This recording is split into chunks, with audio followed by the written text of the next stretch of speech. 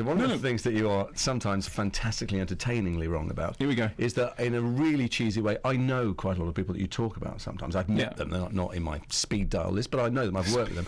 And when you guess what it is that has contributed to a film being terrible or good, you very often attribute it to the wrong person. In fact, you very often attribute things to actors, and we don't deserve it. Because give me an example. Give me a hard and fast I'll give you the example. opposite example of what I just said, because that's how that means I can't give you an example. You're so wrong about Pirates of the Caribbean and Johnny Depp in particular in this aspect. Johnny Depp gets a part, and is offered a part, as he often is in giant blockbuster films, all of which he turns down. He decides to take this cheesy film about a Disney ride. It's going to be unbelievably normal and dull, and he perversely turns up with a bunch of gold teeth and plays it like plays it like a gay Londoner who's staggering out of heaven at 4 o'clock in the morning in 1975.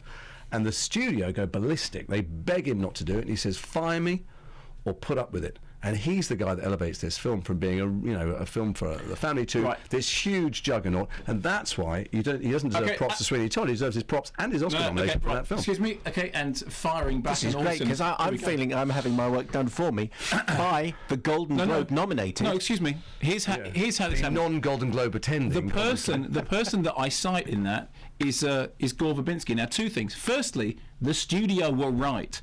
Johnny Depp's performance in that film is terrible. It is the performance of an undirected man. It's the reason why it doesn't matter. Hey, listen, that may be true. Smell-o-vision may be the reason why some of those films took money. It doesn't mean it's any good. No, they don't. I tell you, I did the Robert McKee course a few years ago in London. What about smell-o-vision? I know about formulaic structure. So we thought. A bunch of British people went to do it, and we went really to make fun of him and tell him, "Who the hell are you to come here and tell us how to write films?" And he came out and immediately disarmed everyone by saying, "I know nothing about making films." You're all thinking, if this guy knows so much, how come he hasn't written giant blockbusters? And you can write whatever films you want, but if you make a film nowadays, despite the marketing and the hype and the McDonald's Happy Meals, that ends up making $500-600 million around the world, it's because it has somehow resonated with the audiences, because you can't hype things that big. You can't make teenagers want to see a film 20 times. Yes, something in it hits a good. You can't.